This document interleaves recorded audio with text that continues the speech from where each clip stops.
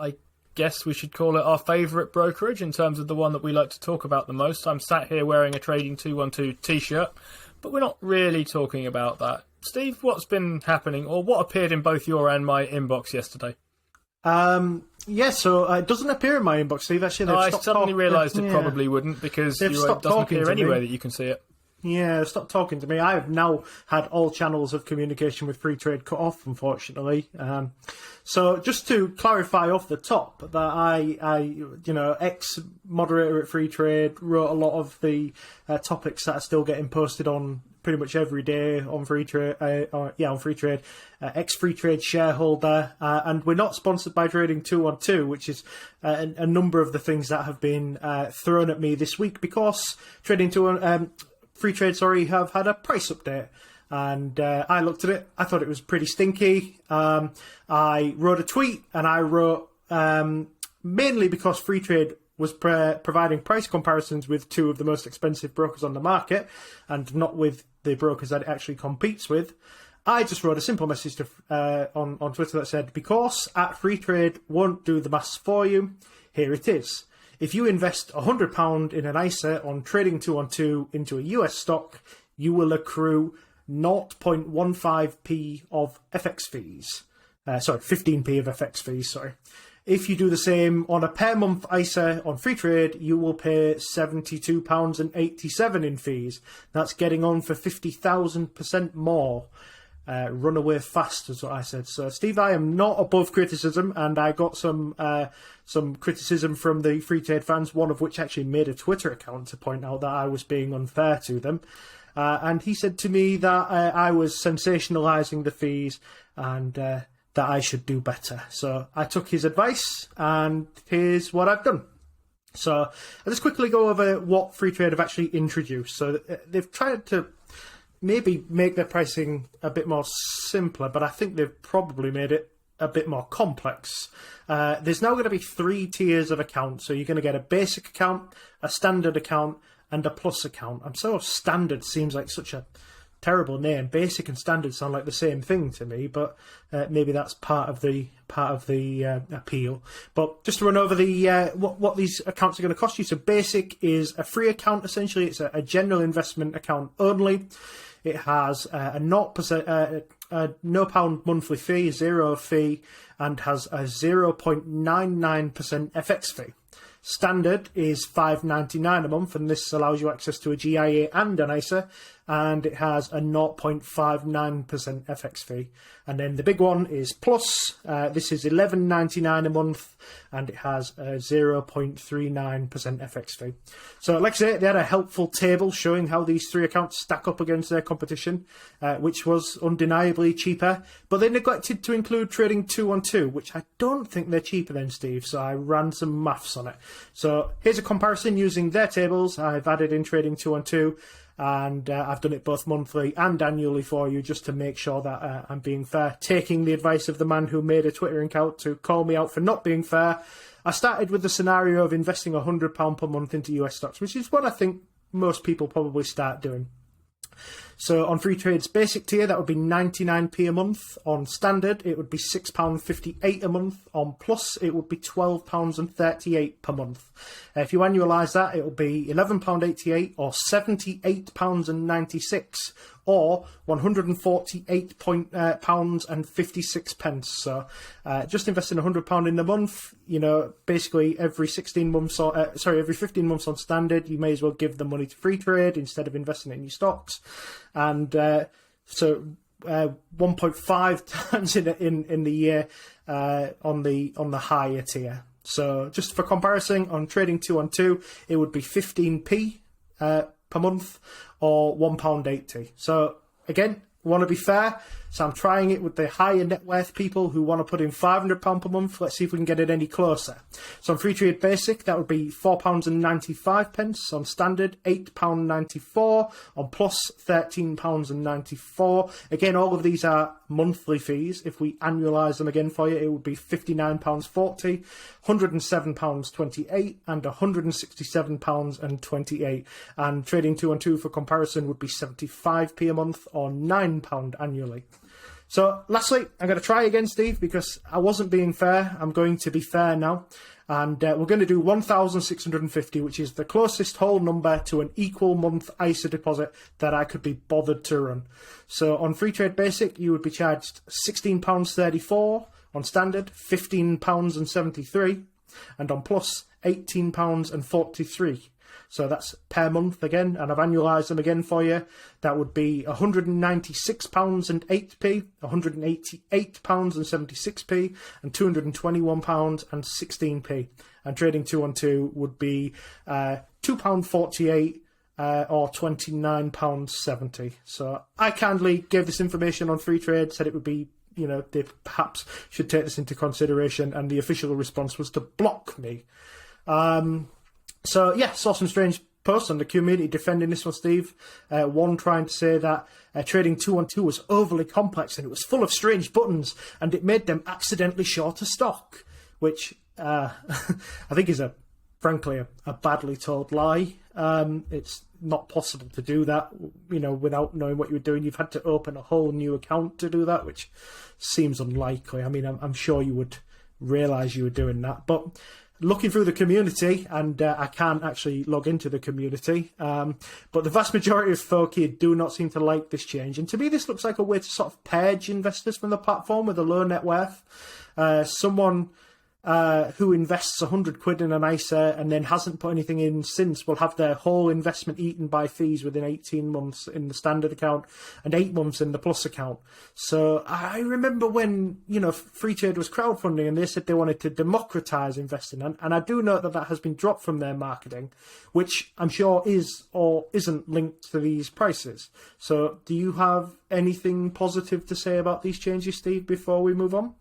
No, I don't. But I knew a couple of things, though. I knew I recognised 1650 as a number. It's the ISA divided by the month, basically. I knew there was a reason. I kept thinking about that number a lot.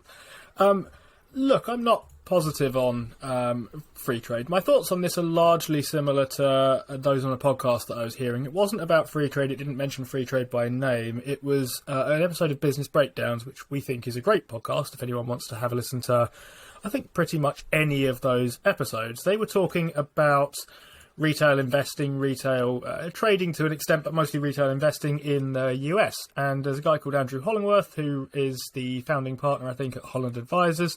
I really like a couple of his contributions to that podcast. I'll come back to him a little bit later on.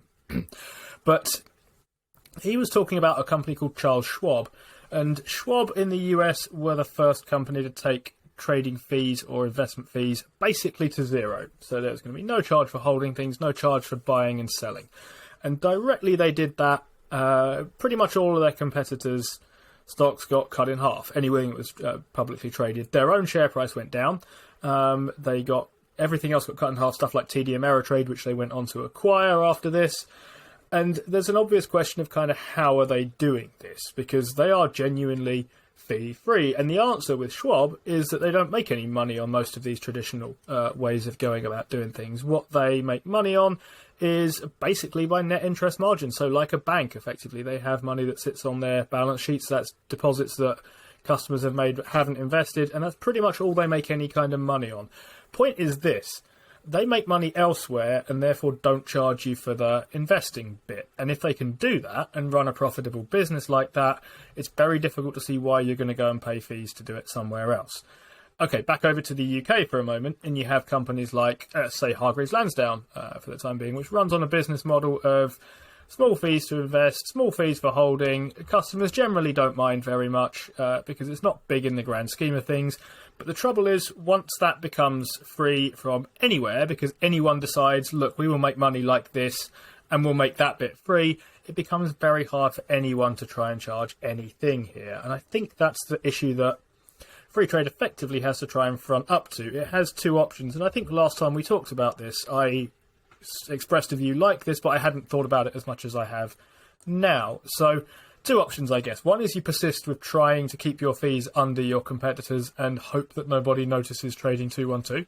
Because trading 212 effectively makes its money by share lending, and you sign up for that and your shares get lent out. We've talked about this on previous things. But that means they can keep basically the dealing side free or very close to free. You pointed out there is an FX charge, a very small one, but so not strictly free. But that's very close to it. They make their money elsewhere, really. Okay.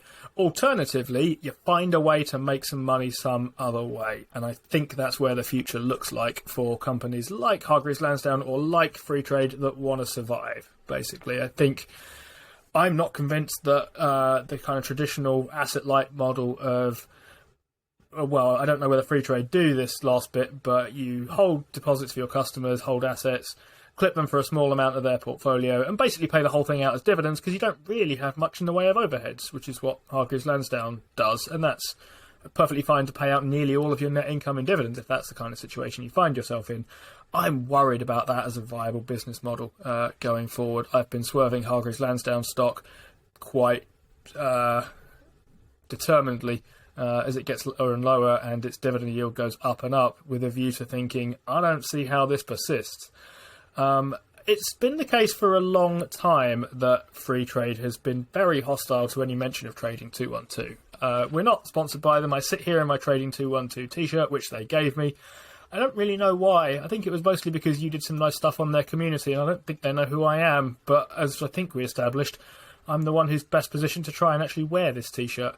That's the main reason I'm in it. But here is, I guess, something to sort of keep in mind, I suppose, with these things.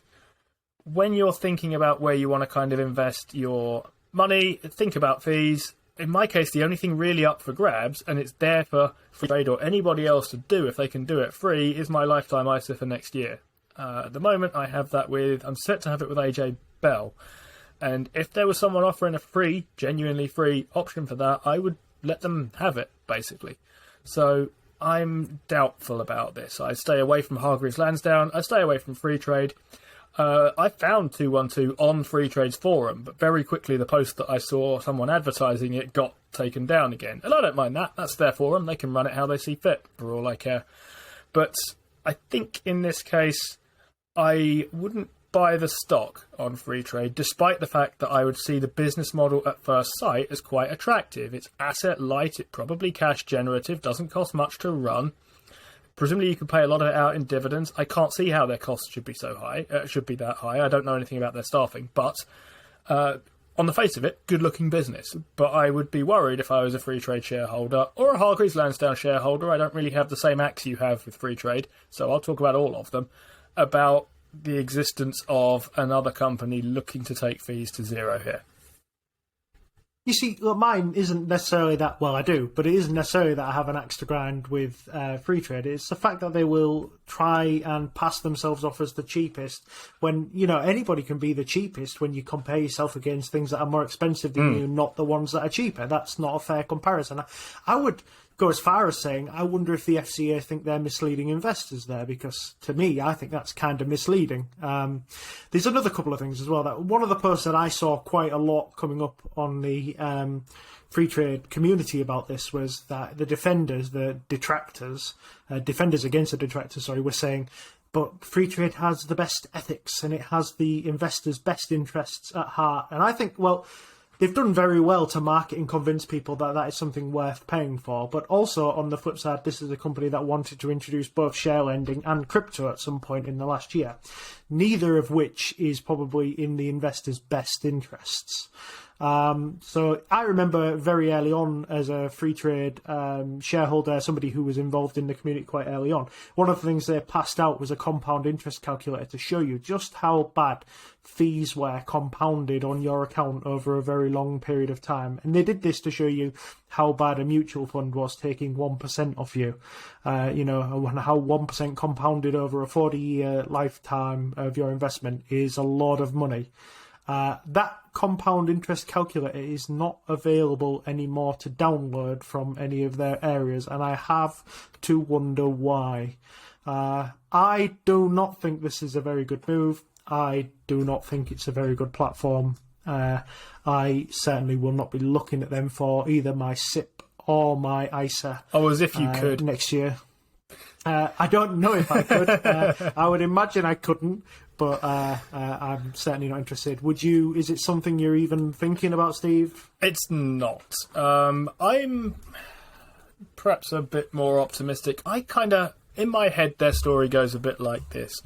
I think they set out once wanting to democratise investing. So we've talked about businesses like, a good example here is Netflix, where you basically want to try and get people in and onto your streaming, in this case, platform. And then the plan is to kind of increase the prices once they're in, and moving is complicated or difficult somehow. I don't think Freetrade originally set out with that model of let's start out free, and then once we've got people on the platform, let's edge the prices up. I mean, that seems to be what's happened. But I think they probably had a noble idea in mind of bringing commission-free trading to people, or commission-free investing, I guess. They call it trade, but I don't think their platform last time I looked would be really suitable for trading. But especially not if you're someone who acts short stocks. I wouldn't go anywhere near that platform. But I think probably somewhere along the way that turned out to be quite a difficult business, not just because of 212. Even if you leave aside 212, it's quite hard to see how you make that business really work. It takes a lot of effort to work out where that revenue stream is going to come from, and then you hold down or you hold off the temptation to start trying to take a fee on in the form of a commission, basically. And so I think maybe they just kind of lost their way and found out this was tougher than they realised it was. And it turns out there is a reason that Hargreaves Lansdown and AJ Bell and various other platforms operate the way they do. It's because it's really hard to make the damn thing free. I mean, one of the takeaways I had from the Schwab podcast that I was listening to is it's taken Schwab a lot of work to turn themselves into that. They have to be regulated like a bank. They have a balance sheet as such. And it's an enormously big and complicated business, and that's not an easy undertaking to get to that stage. I'm not entirely sure how it would work in the UK. But the thought is that's an asset-heavy, effort-intensive, capital-needing model rather than one that looks, at first sight anyway, a lot more attractive. So that's my thought, I think. See, look, here's what I think. So I think Freetrade has found out the same thing that you have, that offering free trades and democratising investment, if that's what you want to call it. Yeah, so they found that it's very, very expensive. And with that, they have also found that they are cheaper than Interactive Investors and Hargreaves Lansdown, who undoubtedly have much bigger accounts on their platforms. So one of the ways that Freetrade has discovered that it can make money in a higher interest environment is to take those deposits and just deposit them on behalf of their clients that are held in cash, obviously, into the Bank of England and receive interest on those deposits. That's entirely how TransferWise is making its money at the moment. Doesn't need to be a bank, can get away with it on an e-money license or whatever you need to be. And I would assume that this is a maybe thinly veiled, maybe a little bit more than that, attempt at attracting people from Hargreaves and from Interactive Investors to come over to Freetrade. And obviously they will get money in two ways. They'll get the fees and the FX fees, which are, again, both cheaper than Hargreaves and Interactive Investors.